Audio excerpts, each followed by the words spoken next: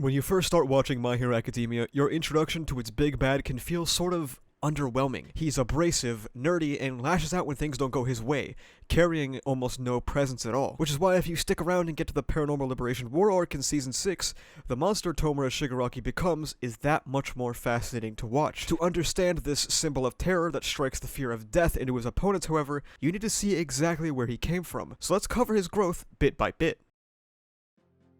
The first thing you see of Shigaraki is him crawling out of this portal in the USJ arc, his face eerily covered by a hand. Shigaraki's design is one of the most unique ones I've seen, being completely covered by multiple pairs of hands. Horikoshi has stated in a volume extra that he loves utilizing hands in his drawings, stating that he finds them to be the most expressive part of characters besides their faces. Some pretty interesting foreshadowing for what is to come with Shigaraki's hand-based design. One might think, however, that the way he acts goes against this sinister design of his. He screams when things don't go his way, does essentially no fighting of his own, and as All Might points out, lacks any meaningful ideology. This part of Shigaraki's character was once considered a flaw, and Shigaraki was understandably seen as a pretty disappointing or uninteresting primary antagonist. Where things might change is when he makes it out of the USJ alive, and we hear the voice of someone guiding him. This is where very attentive viewers might be able to pick up that Shigaraki might be simple for a reason, just like our protagonist. They're both quick to extreme emotion, they both have guiding hands, and both seem to have very simplistic ideas of heroism and villainy. Midoriya wanting to save, just save, and Shigaraki wanting to destroy, just to destroy. They both have very two-dimensional ideals they strive for that will slowly become more complex and nuanced as they simultaneously develop. Midoriya achieves victory by channeling others, something Shigaraki attempts to do when he gives All Might a false speech about the monopoly of violence the state holds. Midoriya uses his connections with others to achieve victory, whereas Shigaraki does it insincerely or in bad faith, and it ends up leading to his defeat. In the following arc, we see Midoriya take his first steps to being a hero by participating in something that is admittedly pretty warped in concept. Him and multiple other teenagers are pit against each other in varying arenas to prove themselves and their worth in order to possibly get work later on, and we finally get to see him in action working to save someone, albeit not through traditional means. Instead, he gets to be Shoto's hero by putting him on the correct course to overcome his familial trauma, getting a taste of the hero life for the first time. At the same time, Shigaraki is also realizing what it means to be a villain. If the USJ and All Might served as Shigaraki's first obstacle, then Stain serves as the next, as the League of Villains get their first bit of competition. The attack on the USJ was in the public consciousness, sure, but Stain was getting headlines written about him for his self-perceived justice. Stain had a fairly simple ideology, stating that it is contradictory to call yourself a hero while accepting pay, the idea that true heroism should be done for the sake of it, a purely reckless act that somebody does solely for the benefit of others and for no personal gain, whether it be profit incentive or for the celebrity culture. Whether you agree or disagree with Stain's ideology in the context of Shigaraki's character matters for naught, because the primary difference between the two villains is just that: ideology. The Stain arc shows us how both our protagonist and antagonist are both critically lacking in what makes a stable, consistent hero or villain. Midoriya is attempting to learn something crucial to being a hero, the ability to actually use his ability. At the same time, Shigaraki must learn what makes Stain such an appealing villain for so many people, somebody who inspires the masses to turn against the status quo, something Shigaraki failed to do in the USJ, a proper doctrine. We see just how far ideology can take someone like Stain, his fierce devotion being something that sends shivers down Midoriya's spine when he first encounters him, getting a totally different vibe from him than he got from Shigaraki, and a perspective that shakes the core of the series even after Stain's arrest. His ideology struck the hearts of so many people in the society of MHA that even 4 seasons later, during MHA's second climax, people like Dabi will still talk about Stain's will. Midoriya and Shigaraki's parallel growth is not only inferred but visually referenced in this arc, culminating in one explosive encounter during the final exams arc, when they meet each other in the public mall. Shortly before this, Shigaraki is upset that everyone is focusing on Stain, and lashes out at his 2 new members, Himiko Toga and Dabi. At a complete loss, he finds Midoriya and asks him what made Stain so much more charismatic of a leader than him, and Deku further builds on what Stain had told him previously, the idea that in order to bring change to society, you need a clear doctrine, even if it's just one to portray on the surface, something for people to rally behind. This leads Shigaraki to properly understand the valley between the two villains, and understanding that leaving his mark on society requires a clear set of beliefs or something for people to direct their anger towards. This is when Shigaraki wisens up a little bit, and begins to utilize the narrative left by Stain to further the LOV's goals and to think tactically for once. He props his group up as the group backed by the feared and respected Stain, growing their influence in pushing Stain's agenda. This isn't the only thing about Encounter, as Shigaraki essentially taking Midoriya hostage in public is something that plays greatly into his backstory, as people have become so conditioned to heroes taking care of any sort of issue that they don't even pay attention to those around them, since they figure heroes will take care of whatever problem shows up. This literal encounter marks a shift in Shigaraki as not only a leader, but an antagonist, and leads us nicely into the climax of Act 1 is when we get to see Shigaraki at his highest point so far. Not only is he coming up with plans that, actually work, but he's also treating the people in the league like actual comrades after getting a big boost in membership from leveraging Stain's ideology. Shigaraki understands now that the media is a powerful tool after the previous arcs, and utilizes it to spread his message further by attacking a summer camp full of children. The Stain arc was an absolute win for the heroes, and we see Shigaraki finally get to take a W by successfully capturing his target and putting all eyes on UA. This, however, feels short-lived, as the hideout gets raided by heroes and Shigaraki seemingly regresses for a bit, screaming at All Might for ruining his plans.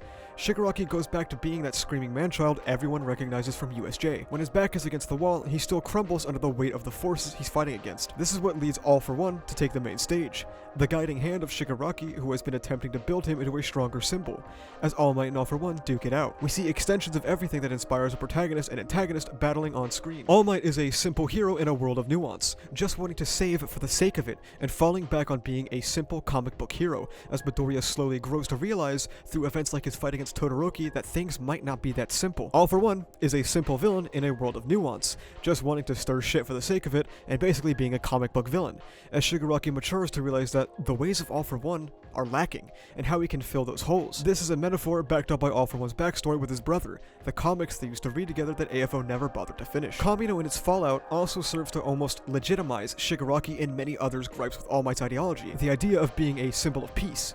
It's not that All Might is a bad person or anything, he's a great guy who is doing what he thinks is best, but what happens when that pillar of justice collapses? Everyone who felt like they could be saved by All Might at any given time, a person whose sole existence drove down crime, suddenly collapses, as a new era of villainy begins.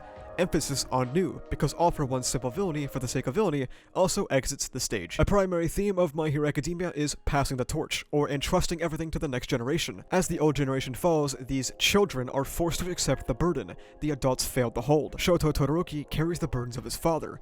Bakugo and Midoriya are two sides of a similar coin with regards to a more nuanced version of All Might's heroism, and Tomura accepts the torch from AFO to be this world's next symbol of fear. Midoriya and Shigaraki are both now mentorless, and they aren't truly ready to be thrust into this new world. Midoriya, who has only mastered 5% of his power, and as we see later on, there is far more to One For All than meets the eye, and he's still just a 16-year-old boy that has yet to learn the nuances of this deeply grey world. Shigaraki still has a powered-down version of his quirk, and as evidenced by the Kamino arc, cracks under the pressure and reverts to his simple, screaming self when things don't go his way. Midoriya and Shigaraki's simultaneous growth only continues, and only builds our hype for their inevitable second encounter. The overhaul arc further drives home the narrative parallels between these two, as it serves as a stark reminder of just how flawed they are, and how much further they have to go. This arc serves as essentially a test for both. Midoriya is faced with a version he would consider the ideal One For All candidate, even going so far as to offer the power to him after the battle is over. Midoriya has to prove why All Might was right in handing him OFA, and he does so by going above and beyond what his narrative foil Mirio does. Mirio decides to go against his heroic instinct to save Eri,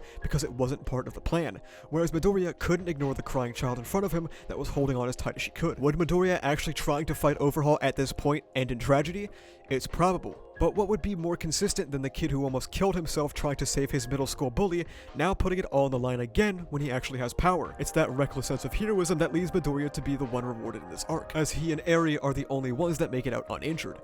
Mirio is quirkless, Night Eye is dead, and everyone else is beaten and exhausted, but the boy who is willing to die to save someone stands tall. Midoriya also learns more about what kind of hero he wants to be, as when he's backed into a corner by Overhaul, he thinks that he wants to be strong enough that nobody has to worry about him anymore, something he proves by twisting fate and surviving the encounter. The LOV end up becoming the more grounded villain group. Overhaul quickly abandons his ties, having no issue utilizing his comrades as pawns when his back is against the wall and fusing them together. The LOV, however, is built upon strong bonds, and ironically, their own humanity, something clearly contrasted by Overhaul becoming a giant monster by the end of the arc, rejecting the concept of quirks altogether, something that informs people's individuality, a core concept of the LOV, something we come to learn from the My Villain Academia arc. The duality of Midoriya and Shigaraki is shown once again here, as Midoriya battles someone who has the power to touch and destroy things, and Shigaraki's next antagonist has the power to increase his strength by percentages. Something I've spoken about regularly for My Hero Academia is the original Japanese translation for quirks. It's not just quirks. That is in fact a localization. What it translates to directly is more close to individuality. The behemoth that is the MVA arc is something that sends this message home, humanizing our villain cast and having them act as a set of secondary protagonists by grounding them, having them all suffer from aspects of society one might witness in the present day. It is when Tomura Shigaraki begins to take the biggest steps of his own independence, and raises the imminent sense of danger or stakes that many felt lacking in MHA. Himiko Toga shows us the validity of being rejected for expressing your individuality, the real issue of a world simply not suited for your existence. Jin Babaigawara shows us the validity of a world that has no nets to catch you, to stop you from falling just a little too far, the real issue of a world simply not suited to support the people at the bottom. Spinner shows us the validity of being rejected for how you look, forced into your home due to a fear of racial violence, the real issue of a world that damns you for being born a certain way. Tomura Shigaraki shows us so much. How these people aren't born evil. It isn't as simple as being naturally born like this and something much more sinister. Tenko was a simple boy who wanted to be a hero, but his abusive familial situation bred something far worse than anyone could have ever imagined. Gone are the times of Tomura just being a bratty man-child, but now he becomes somebody who utilizes the power of his comrades, who struts into danger to save someone, a capable fighter and tactician, and someone who overcomes his hurdle of the Metal Liberation Army and utilizes the massive wealth they have to become something new. His backstory furthers the parallels with Midoriya, who experienced the inequality of life as being born a quirkless boy with nobody who supported his dream of being a hero. Shigaraki was born much the same, possibly a late bloomer, born into a family who holds a disdain for heroes in general despite his dream of being a hero. They link up in that regard, insofar as the Shimura household hated heroes due to the hyperfixation on hero work, while Midoriya suffered from that same expectation placed on his shoulders in this modern society, and they both end up being connected by a solitary character, Nana Shimura. Nana Shimura is a quintessential character for both protagonist and antagonist, as without Nana Shimura, All Might's heroism would have never been something that turned into something to inspire Midoriya, and without Nana Shimura, Tenko never would have felt that smidgen of hope that he would be a hero, that would quickly be stamped out instead, having his victimhood be warped into murderous hatred, and a connection Shigaraki still holds to this day, as it remains the solitary hand he is still in possession of after his rejection in MVA. This raises another question though: what are the hands? This is something I get much further into in an old video here, but I'll summarize. Remember how I said Horikoshi draws hands because they are the body part most capable of showing expression and character? That stands to be true, as hands are a strong indicator for connection in My Hero Academia. For Midoriya, his efforts of heroism are quite literally carved into his hands. He loses to Todoroki but saves him from his self-destructive path, and ends up with wounds carved into his hand, forming a connection with him that stands 4 seasons later. He further destroys not just his arm but also his hand, even further when he saves Kota from Muscular. The connections Midoriya has made so far are dug into his body, something visually reinforced during the overhaul arc as Eri takes his scarred, disfigured hand, saying how kind it felt. The most pivotal or important scenes in MHA have someone reaching out their hand to someone else. Child Izuku and Katsuki in the river, All Might containing the power of One for All in his hand, Bakugo taking Kirishima's hand in the Kamino arc, or more sinister, All for One reaching out to Tenko. Shigaraki's initial design has him covered in 14 hands, being too childish to form actual connections with people. We come to learn in MVA that these hands are from his family after his murder of them, and the war arc shows us the visual metaphor of his family grabbing his limbs and holding him back. The hands that he wears in a sense are almost like him holding onto those previous connections he had, shackling him in a sense. For a boy who was literally incapable of reaching out and taking somebody's hand, the hands of his late family are all he has left. As Tomura grows and evolves, forming bonds with the League, we see him begin to wear his hands less and less. For each set of hands on his body, a respective connection now exists in the present day, whether it be Kurogiri, Dabi, Magne, Toga, Spinner, All for One, or Mr. Compress. Shigaraki is someone who rejected connection, clinging desperately onto things from the past, even feeling sick when the hands are off of him, who grows into somebody capable of forming new bonds. As Midoriya Izuku makes his first real friends, so too does Tomura Shigaraki, as he decays the hands holding him to his past besides Nana Shimura's, the final connection that remains to his previous life. My Villain Academia serves as Shigaraki's final steps towards becoming a true. The war arc is Shigaraki's climax as a character. The guy who we looked at on screen and went, seriously? Now gives off the same image of death All for One gave off during Kamino. He has finally fully accepted the torch passed down from AFO to become the world's next symbol of fear. Of course, his time in the soup didn't allow him to get to 100%, but he still emanates extraordinary power, becoming a maelstrom of death. Before he woke up, Shigaraki lay quite literally dead in a puddle of water. Inside his mind, however, much more was going on than meets the eye. Tenko was a very unusual name to have, with Ten meaning a turn or a twist, and Ko meaning arc. His future surname, Shigaraki, meaning she, death, Gara, a pattern or design, and Ki, tree, with his new first name of Tomura meaning to mourn, a pattern of death and mourning. Shigaraki's upbringing represented nearly everything about his new name.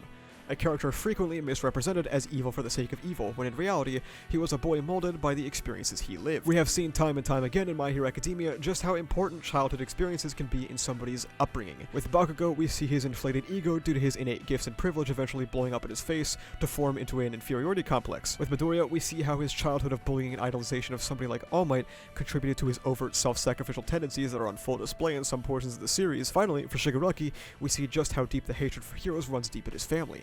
The abusive environment his father created that spawned due to Nana and heroism is something that stuck with Shigaraki well into his 20s. He is a walking symbol. A symbol of everything wrong with hero society as we know it. Somebody who suffered due to the bystander effect and complacency that was generated under All Might's reign. All Might was also a symbol. The symbol of Shigaraki's hatred. Shigaraki over the course of the series confuses many people for seeming to have multiple fleeting goals. And that's true. Whether it be to kill All Might, or rebuild Hero Society, or whatever platitude he might have thrown out in the past, he reveals his hand in My Villain Academia. His goal is not to rebuild, but to destroy a world capable of birthing him. It isn't a noble or sophisticated goal, but it's the itch that resides deep inside of him. A nihilistic goal that stands in stark contrast to the villains that surround him. How Toga and Twice just want a world to belong in, how Overhaul wanted to cure the world, or how Redestro fought for quirk liberation. When Shigaraki breaks the hands in MVA, we thought he broke those shackles of familial bonds to end his period of mourning, but cue Shigaraki's Awakening episode. He appears inside some form of vestige world surrounded by not just crumbling homes, but a crumbling society. His one true desire to destroy it all visualized in front of him. Hands float throughout the scene, decaying from the wrist up. You will notice that a vast majority of the hands in the scene are pointing in his direction, yet they decay. If hands are meant to represent connection, it's as if Shigaraki feels no hand will reach him, the same way he felt on the day of his taking it by AFO and his grooming into the monster he has become. The feeling that nobody will reach his hand and build that bond. Shigaraki, who supposedly deemed his family unnecessary, regresses for a moment it seems. We see him confront his family and treat them normally. It's as if he's coming to terms with that last bit of familial connection remaining. Suddenly, All For One appears and demands he come to him now, but his family grabs him and stops him in his place, begging, no, pleading with him not to forget. His family wants to stop him from marching towards the devil, but Shigaraki sees it as them rejecting who he is, as he severs that last bit of connection that may lie dormant within himself, and it's almost as if he pins it all on Nana, putting all of the blame for his father's actions and All Might's existence on her shoulders, as he marches towards a cross-like figure. To the Shimura family and the reader, All For One is more like the devil. To Shigaraki, All For One is the one who reached his hand out and saved him on that one bad day. He sees him as his savior, as somebody who can help him. In this episode, Shigaraki confronts his entire life, his symbol of fear, his grandmother, his family's rejection of his lifestyle, and destroys the last bit of connection remaining with his family, while he embraces the devil whom he sees as his savior. Or so we think. Until he pulls out another hand before Endeavor engages him. Shigaraki still has one connection left withstanding. The hand of Nana Shimura, a connection to One For All. Shigaraki has come exceptionally far from the USJ incident, and we see him come into his own again by rejecting even All For One, saying he wants to be better than the man who fell to the power of one person. He says while he fights a 1v5, Shigaraki's will is his own, and who knows what is next for this symbol. Thank you for watching. If you like this video, remember to like, comment, and subscribe for the funny YouTube algorithm. You can also follow me down on Twitter below, where I'm objectively correct all the time. And you can join my Discord, where we talk about My Hero Academia, Re:Zero, Jujutsu Kaisen, and stuff like that. You can also become a YouTube member, which gives you all kinds of cool perks, as well as the names scrolling below. You see all those? Yeah, you could be in there. That's about it. Thank you for watching. See ya.